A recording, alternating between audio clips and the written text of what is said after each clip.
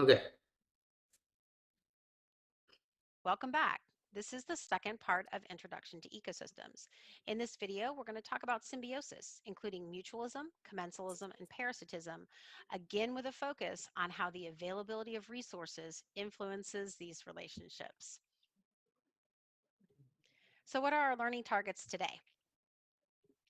We're still sticking with our learning objective ERT 1.A, explaining how the availability of resources influences species interactions. So in this video, again, we will explore how we connect the nitty-gritty, the essential knowledge, which is what you need to know, with our science skills, which is how you must show what you know on the exam.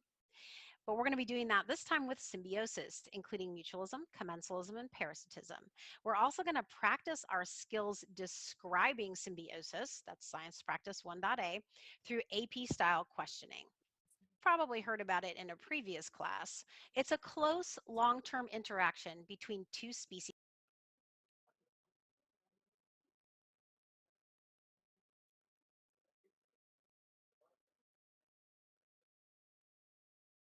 You know what I'll do? This, and go from here.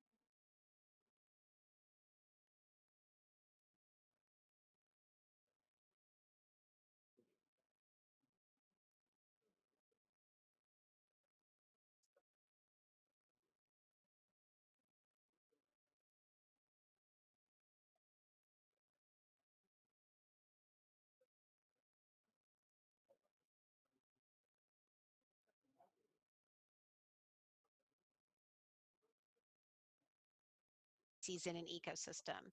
For me, the long-term interaction part is really the key here. This word comes from the Greek sim, which means together, and bio, which means living. So symbiosis is living together. Long term, understand, inner through this mutual egress to get stirred up fertilism, and we've got blood of autism. Okay, we're going to first start with mutualism. Mutualism is a symbiotic relationship.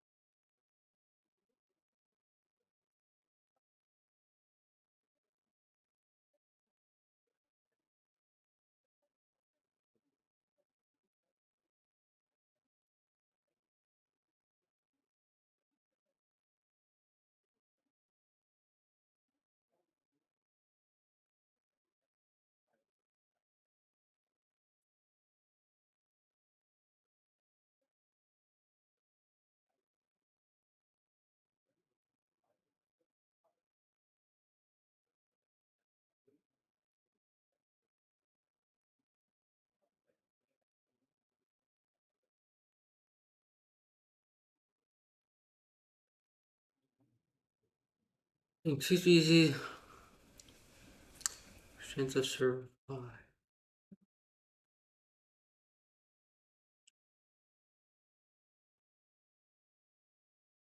Dualistic relationships are all.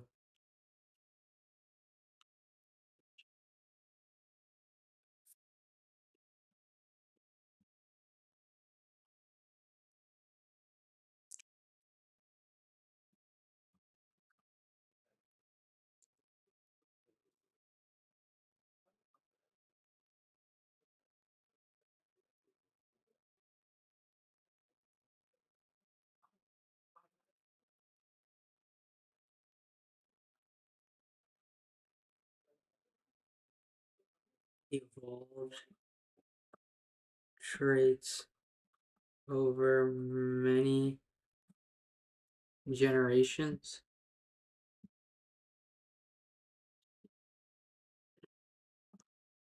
Generations that aid the relation.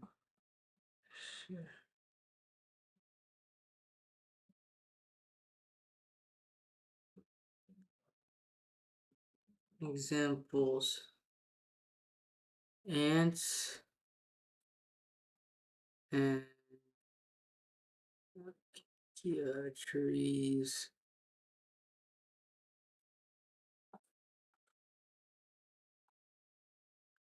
lichens, corals, clownfish, and sea anemones.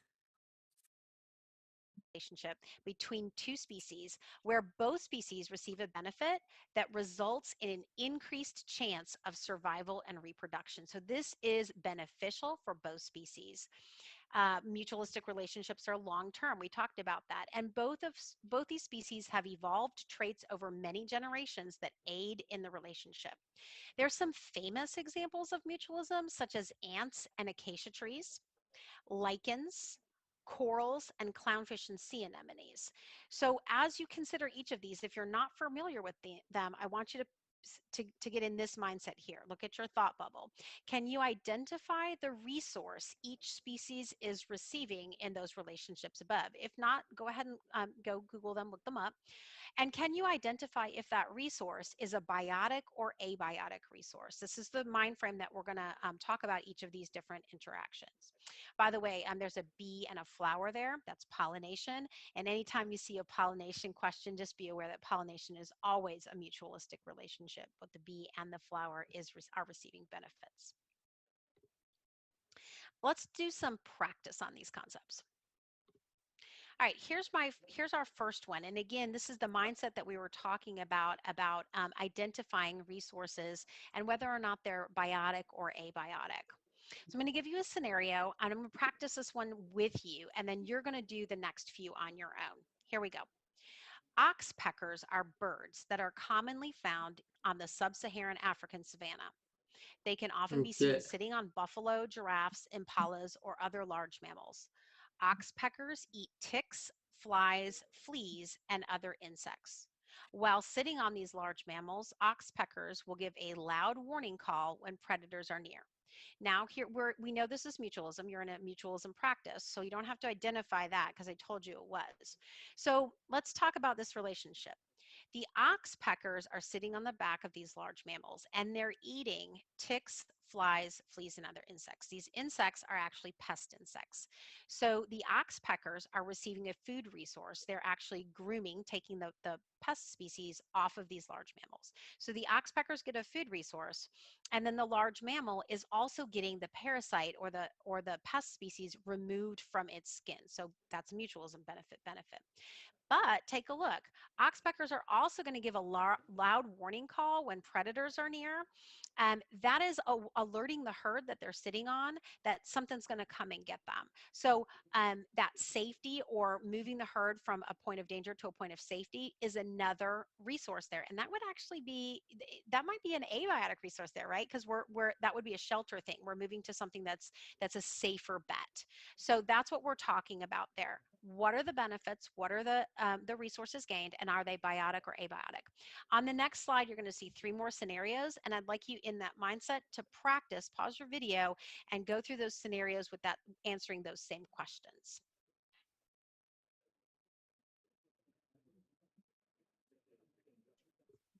Okay, let's move on to commensalism. Commensalism refers to species interaction in which one species receives a benefit and the other species is unaffected by the interaction.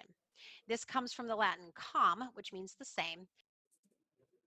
Commensalism.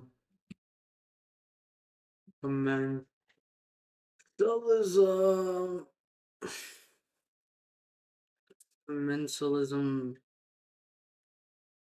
refers. Okay. Mentalism refers to species interactions in which one species receives the benefit and the other species is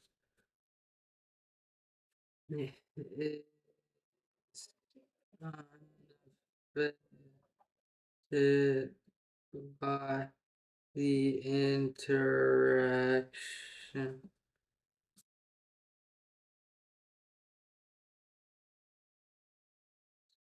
Is at the same table. Commensalism is at the same table.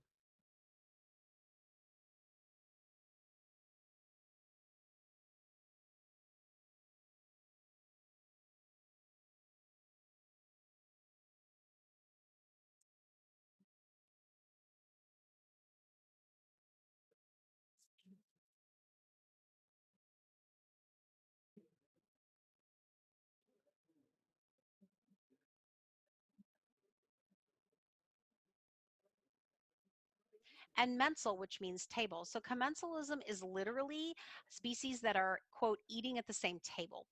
Just like mutualistic relationships, commensalistic relationships are long term, and the species have evolved these relationships over many generations. Some examples of commensalism include black-backed jackals scavenging kills, which is what you see in that picture there. Scavenging is classic commensalism. Owls nesting in the hollows of trees, cattles and egrets, like we saw before, and hermit crabs using discarded snail shells. So, again, when we're thinking about these relationships, what is the resource that's being received, and which species is neither receiving benefit nor harm? Species involved. Species involved. Species have evolved these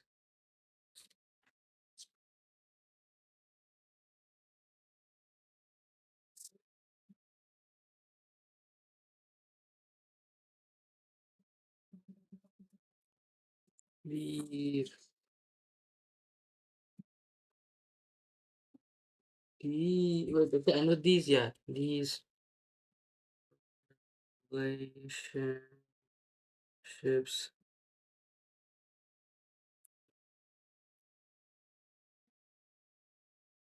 many generations.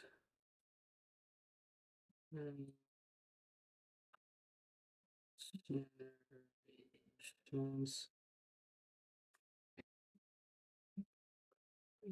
Examples: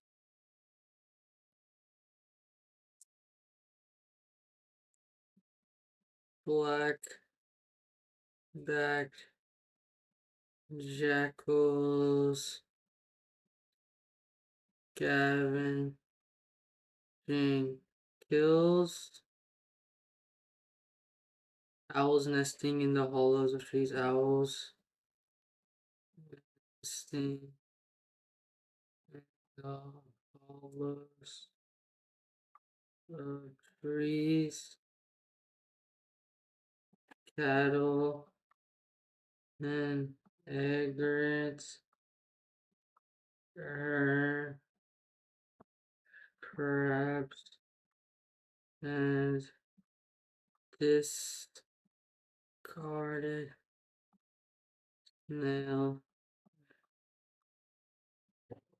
shells. Moving on to parasitism, everybody's favorite parasitism. Parasitism is a relationship where one organism lives on or inside the other one. The organism that is being lived on or inside of is called the host. Uh, Parasitism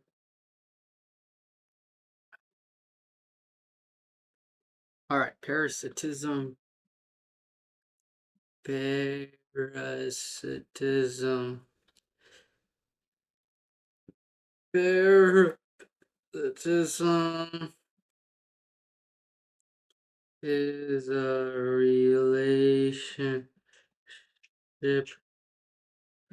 where one or the lives on or inside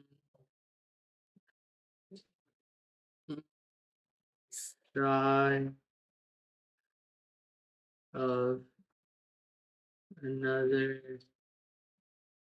The other organism is called the host. Specifically for me, if I was the host of something like Venom from Marvel, I'd be completely fine. But if there are worms inside of me, I will be freaked out and will most likely feel like I need to do something about it. But that's just me. I'm not sure about you guys. Because you are fat. Call the host. You guys, I'm fat. So fat. Receive. No. Receives. Receive the benefits from the host. From the host. But the host is harmed by the relationship. But the host is harmed. Oh, you don't know this stuff? Right. No, I do know I know stuff. relativism, mutualism, communalism, predation, competition, all of those by heart. Nice. Good. Everyone does, John. Oh, you don't? Who said I don't? It looks like it. Maybe because I have to take notes for this? Because it's the beginning of the year and we're reviewing? Maybe? Maybe, just maybe. Okay. While parasites do harm their host, they rarely cause the death of the host.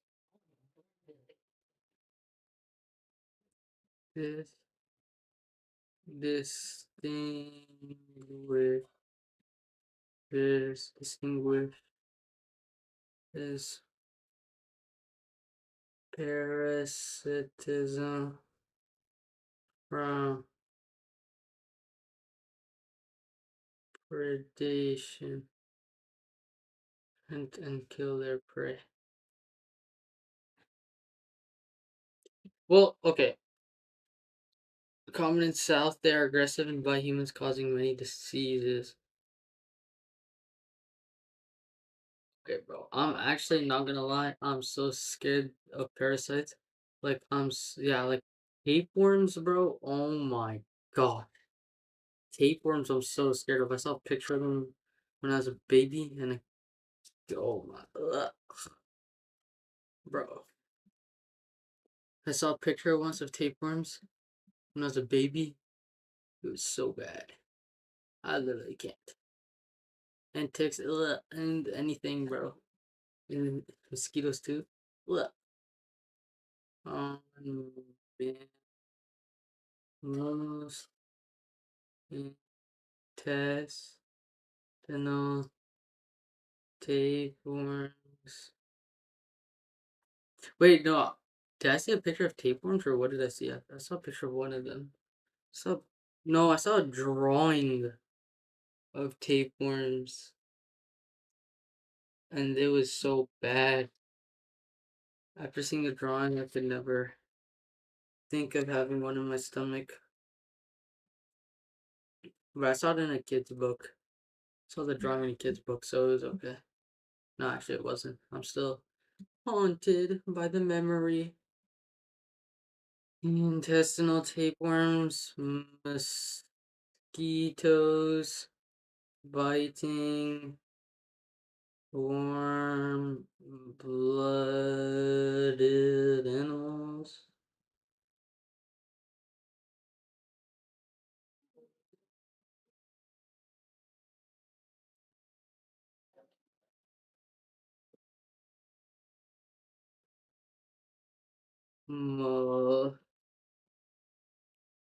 Malarial infections in humans. And the parasite is what's living on, is receiving the benefit. Parasite is their mosquito and some mutualism, where both species receive a benefit. Commensalism, where one either help them by or bacteria commence for like as a bacteria from those.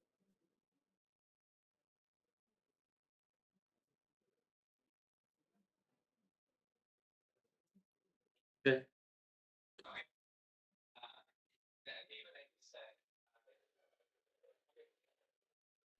Hi, friends. Welcome back to AP Environmental Science. We're still on topic 1.1, Introduction to Ecosystems, and this is daily video 3. I am Miss Bagley. Happy to see you again. In this video, we're going to cover competition, both between species and within a single species. And we're going to talk about how resource partitioning can help reduce the negative impact of competition on a species' survival. So what will we learn today? We are still on learning objective what different result. Well, so what competition on individuals from different Competition. Competition. What is competition? Competition results when individuals from different species or within the same species struggle to obtain the same limiting resource. A limiting resource is any, remember, our enduring understanding is that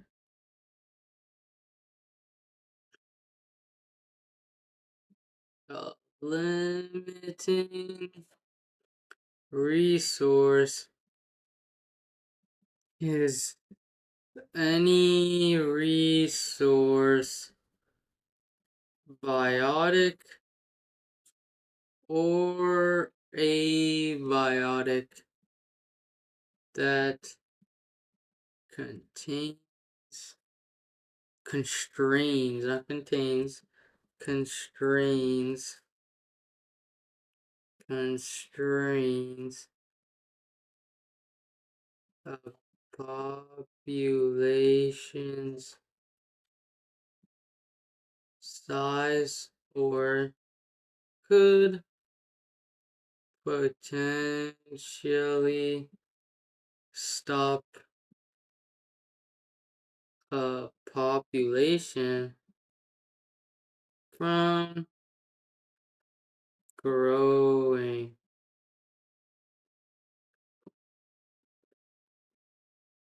different species or within the same species struggle to obtain the same limiting resource. So what's a limiting resource? A limiting resource is any resource, both biotic or abiotic, that bring under between or action between different species. Competition between species.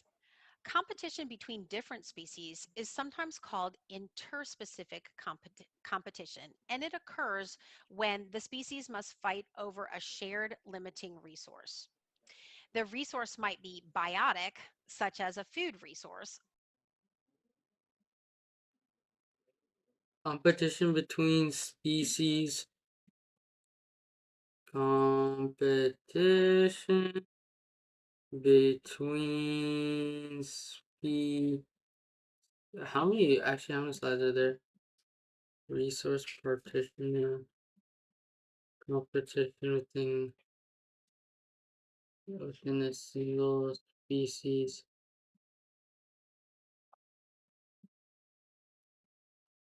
Okay, competition between species.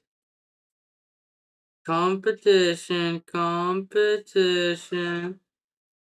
between between different resources between different whatever resources between different species, sometimes called interspecific competition, occurs when the species must must fight over a shared limiting share limiting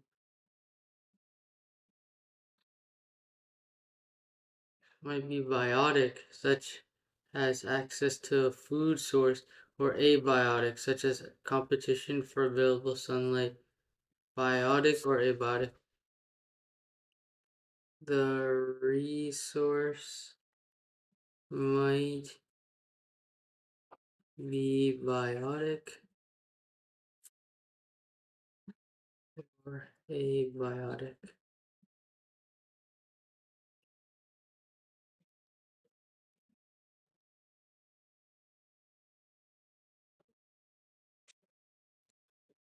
Biotic or abiotic. Competition. Competition is harmful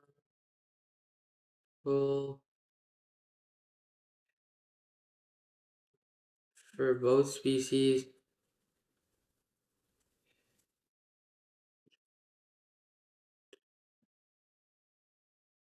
Will seek to limit their use of a shared resource for both species, and time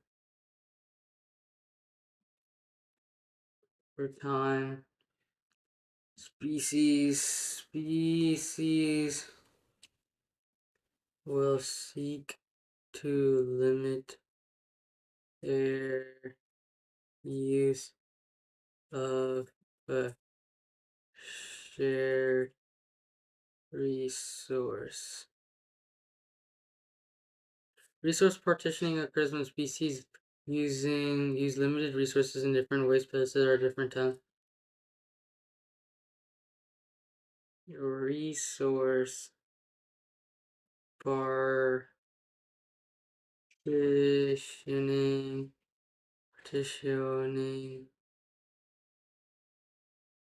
occurs when species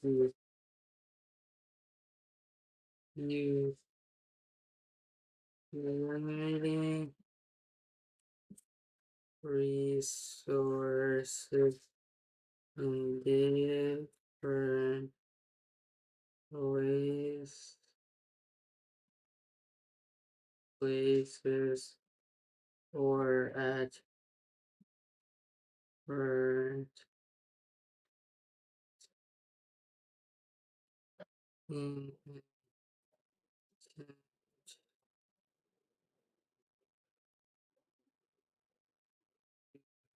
reduce competition. Uh, uh, uh, uh, Resource use.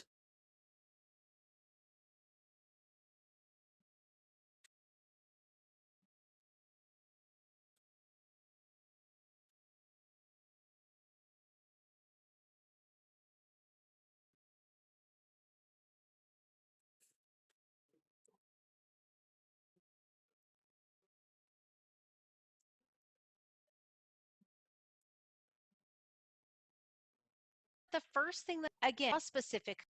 Competition within a single species. Bro, I know all of this. I just have to take notes so that I can turn it in.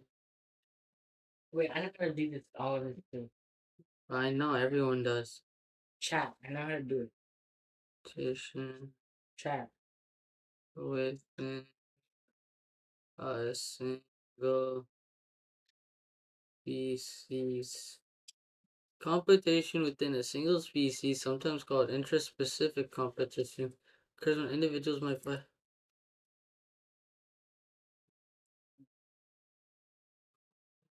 Competition within a single species, sometimes called intraspecific competition, occurs when individuals must fight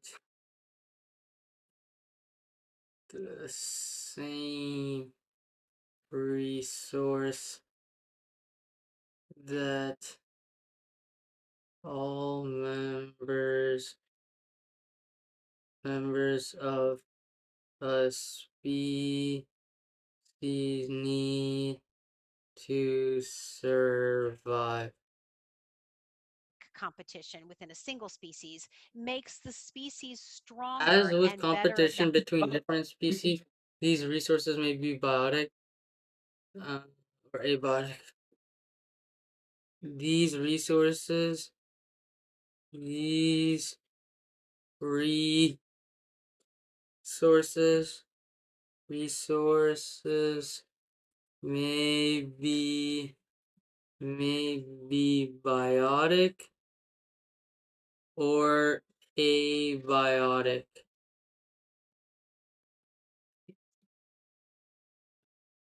Abiotic. In this type of competition, the fittest individual gain access to the resource. In this type of competition, the fittest individual will gain access to the resource. Will gain access to the resource and serve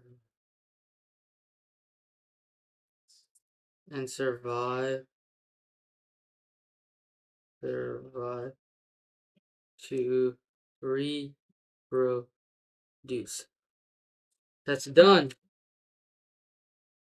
Okay, this is 4.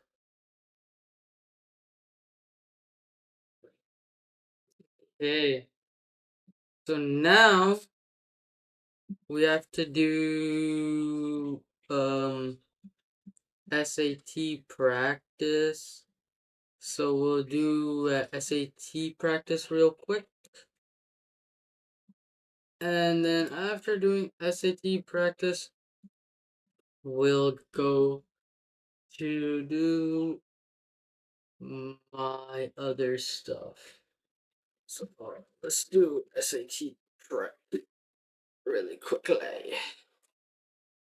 Because SAT prep is the most important right now, considering it's coming very soon. Very soon indeed.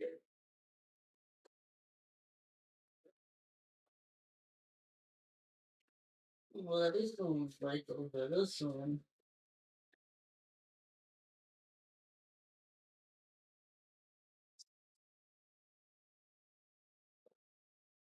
Okay. Um. Oh wait, what am I doing?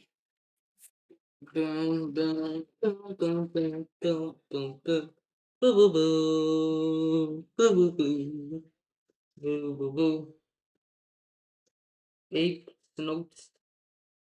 Apes notes.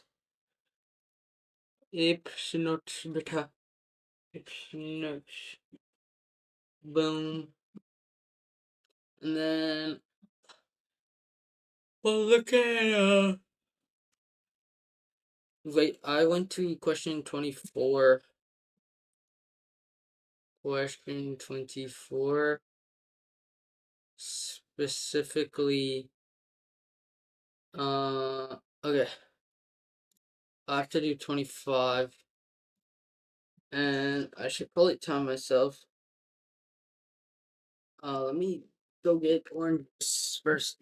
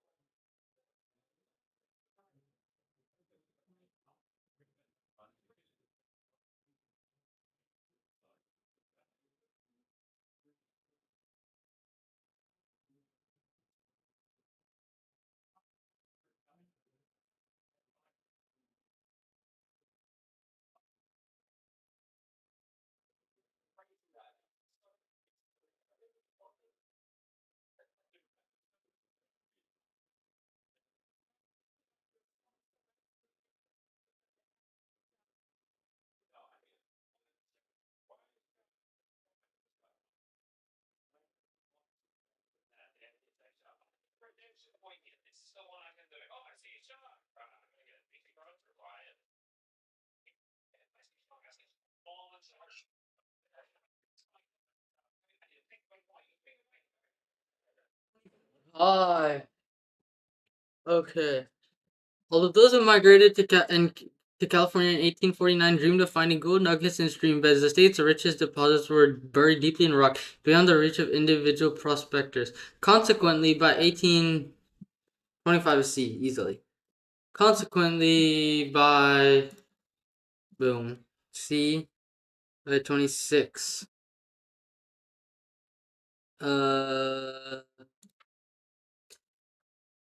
Uh, while researching a topic, a student has taken the following notes. The student wants to present the Kwan Hokun study and its conclusions. Which choice most effectively uses relevant information from the note to accomplish this goal? As part of a 2013 study of cat domestication, wants to present the Kwan Hokun study and its conclusions. The fragments were estimated to be 5,030. They found a. Okay, so a chemical analysis of the fragments revealed that the cats had consumed large amounts of grain. The grain consumption is evidence that may have been domesticated. To present and its conclusions, is that cats may have been domesticated. It's B. B. 26 is B. Yeah, B. That's nice. 27. Um, the student wants to emphasize the difference between in the origins of two words. Gordon, the final word, derives from ancient Greek. However, it's A. That's very simple. Nice. 28. Which choice? Oh, not 28. It's only 27. What? That's gotta be cap. Oh. Oh, on the actual SAT, on the practice SAT, there's 33 questions. Here, there's 27. 32 divided by 27. And then this times 33. 39 minutes. Basically 40. Oh, perfect. Perfect. Hey, so we're back to number one.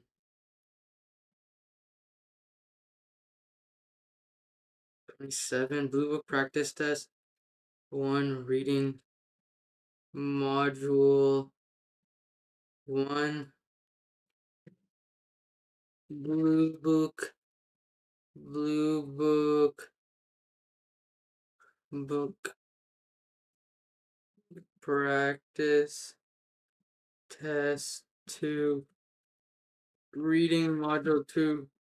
Reading module two. One.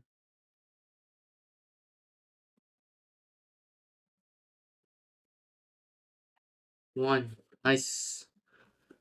Okay. In habitats with limited nutrients, certain fungus species grow on the roots of trees, engaging in mutually beneficial relationships known as ecto ectomy cohesive. In this symbiotic exchange, the tree provides the fungus with carbon, a nutrient necessary for both species, and the fungus res- uh, reciprocates. B. One is B.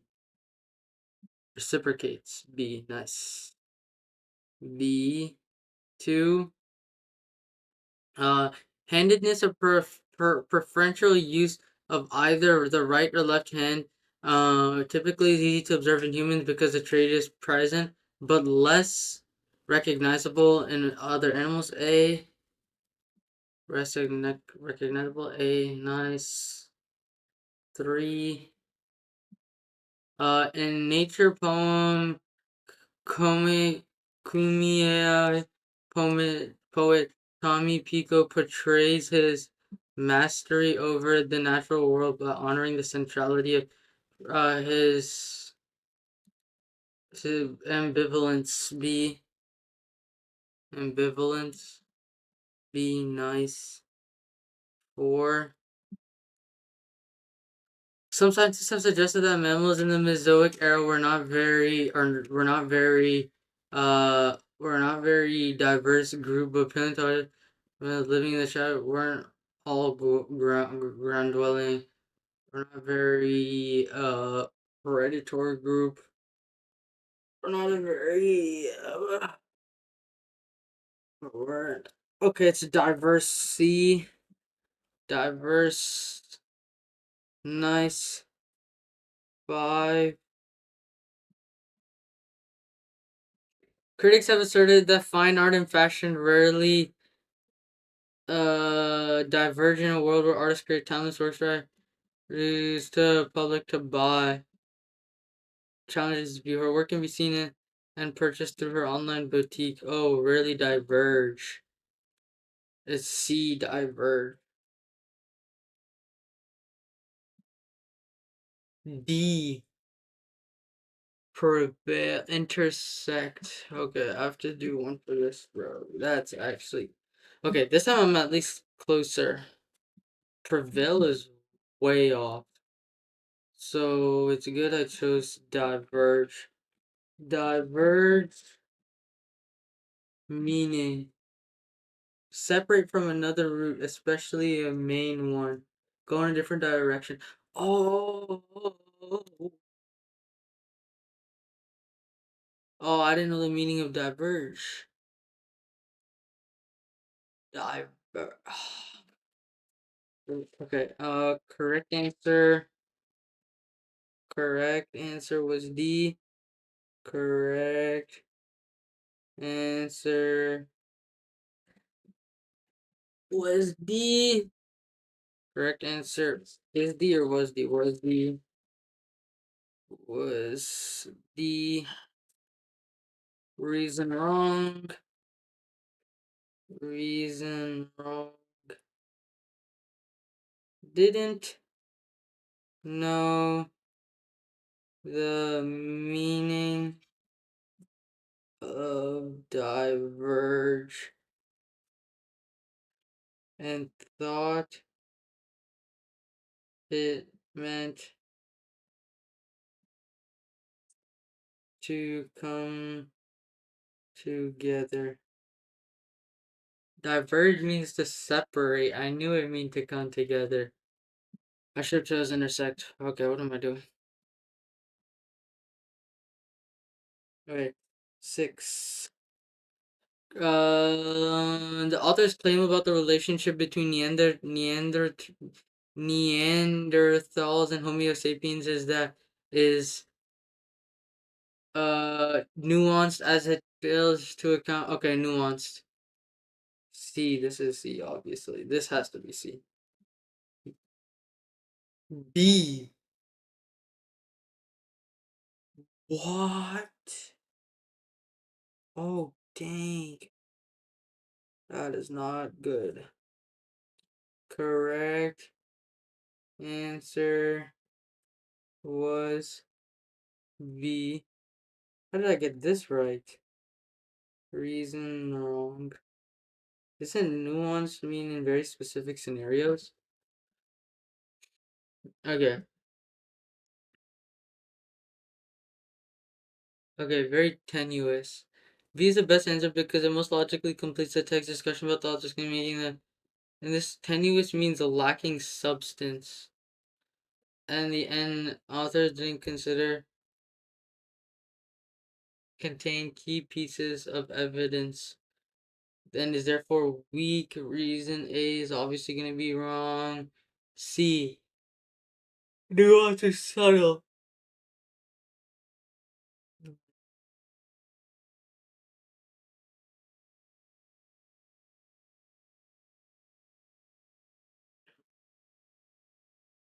Wait, what is it? I thought nuance meant nuance meaning having a subtle option appealing and distinctions. I thought it would mean nuance because it's a distinct to. Okay, okay. I know why. Okay. Didn't know the meaning of tenuous. Tenuous. What is the meaning of tenuous? What is is the meaning of tenuous? Very weak. Do you know the meaning of tenuous?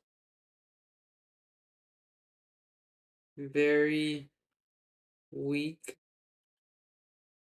and thought nuanced. Nuanced was a better fit, even though because because I didn't know the word can you tenuous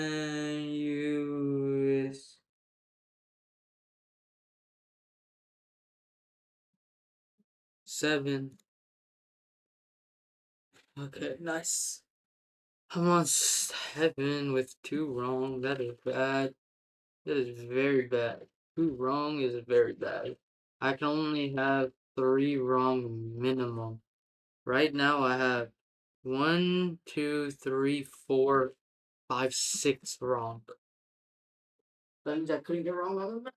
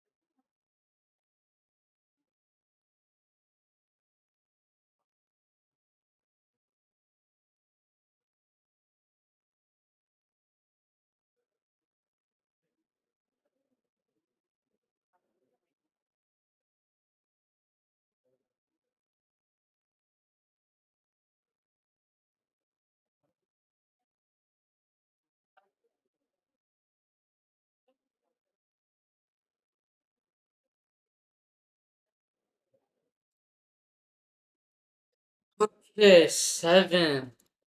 7, 7, 7. Alright. Okay.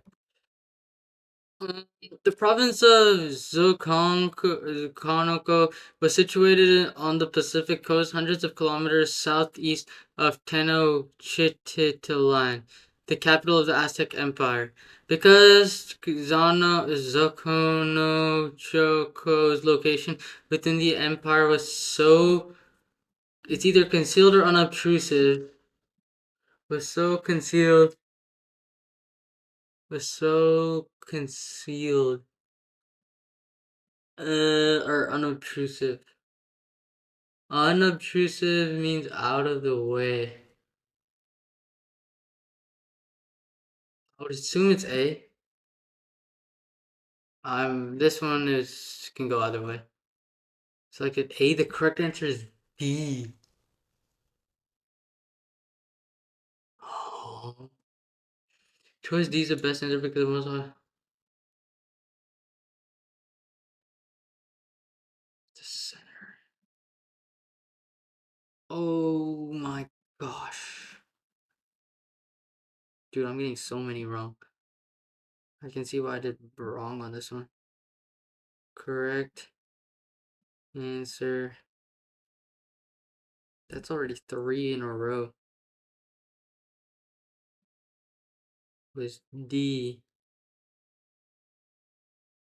Reason wrong. Didn't know peripheral can be used in the context that it was used in the question. Dang. Yikes. Yikes.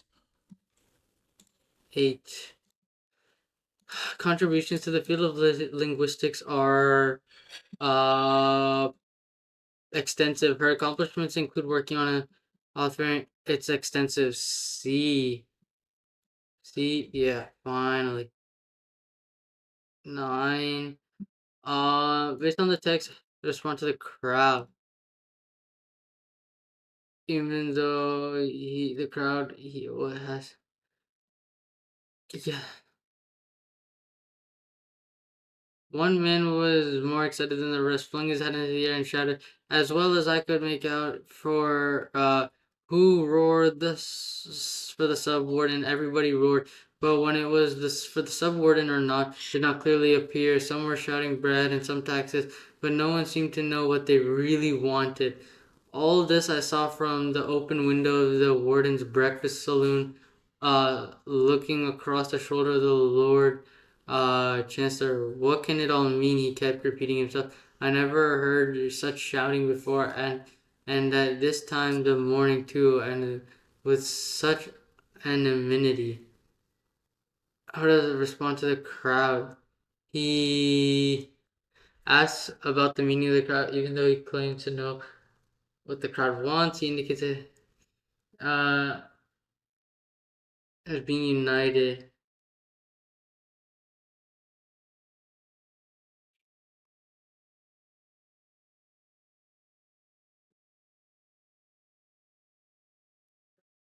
D. This one is D. This one is D.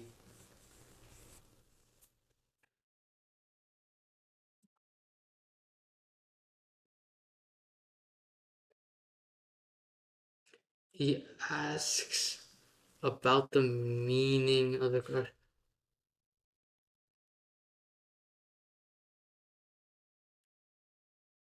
He doesn't know what the crowd wants here. It's D. Anonymity, yeah. Oh, yeah. Together. Consensus. 10. Um. 10. Okay.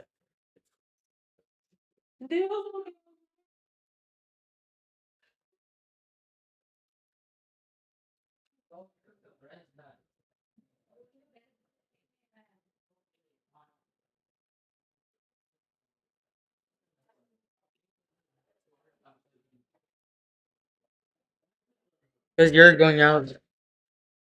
Born in 1891 to a Quechua-speaking family, uh, Martin Chamby is today considered to be one of the most renowned figures of Latin American photography. In a paper for an art history class, a student claims that Chamby's photographs have considerable ethnographic value. In his work, Chamby was able to capture diverse elements of Peruvian society, representing his subjects with both dignity and authenticity. Commissioned many portraits of, but he also documenting sites of customs of to create ethnographic value. Published in places. Uh, able to capture Peruvian society.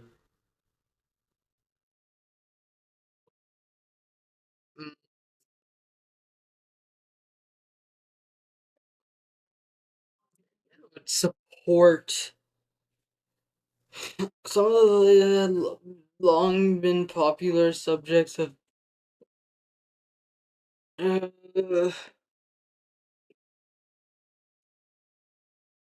ethnographic. Uh,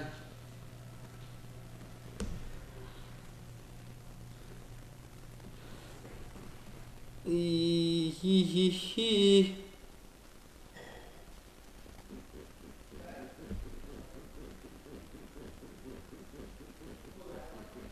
It's A.